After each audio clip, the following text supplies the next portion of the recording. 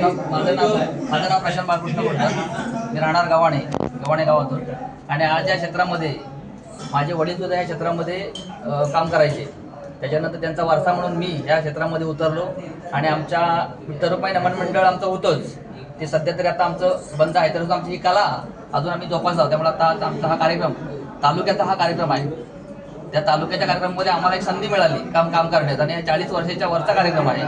त्यामुळं त्याच्यामध्ये आम्ही आणि हा कार्यक्रम अजून पुढे चांगला म्हणजे मुलांना ह्याच्या पुढच्या मुलांना सुद्धा नमन हे काय हे पुढं सुद्धा प्रोत्साहन मिळण्यासाठी हा कार्यक्रम आम्ही इथे मुंबईमध्ये घेतलेला आहे. एक मावशीचा रोल केला होता, पार्वती म्हणजे पार्वतीचं काम केलं होतं.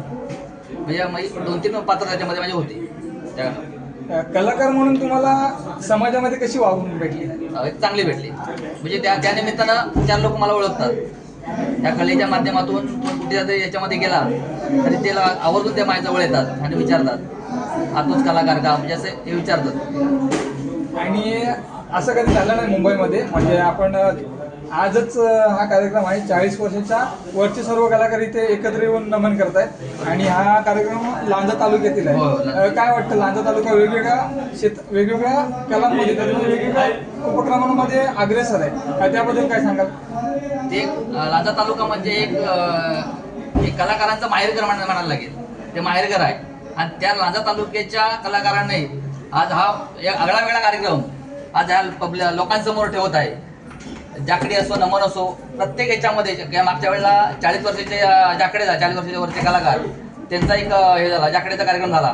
तोही चांगल्या पद्धतीनं लांजा तालुका मंडळ खरोखर चांगलं यानं लोकांना पुढे प्रोत्साहन देत आहे की आजची कला अजून जिवंत राहायचं आहे आणि याच्या पुढे जिवंत राहावी.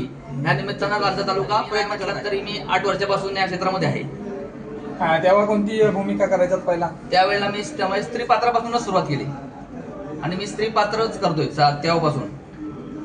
मावशीचं काम, त्याच्यानंतर गवळणीचं, म्हणजे जेव्हा बघामध्ये असेल एखादं पारवायचं काम, ते सुद्धा मी करत आलोय. बघा आता वेगवेगळ्या म्हणजे पूर्ण लांजा तालुक्यातील हे कलाकार आहेत, तुम्ही सगळे एकत्र आलात.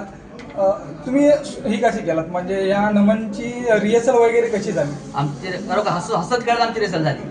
असं वाटलं सुद्धा नाही की आमची अशी वेगळे काय किंवा आम्ही वेगळे आहेत. आम्ही हा लांजा तालुक्यातले प्रत्येक नमनामधले 2-2 कलाकार आहेत. पण त्यावेळेला असं वाटलं नाही की तो मंत्री वेगळा आहे की हा वेगळा आहे. आम्ही घडून मिळून भावासारखं नातं हे करून आम्ही तो एक रिहर्सलचा कार्यक्रम करत होतो.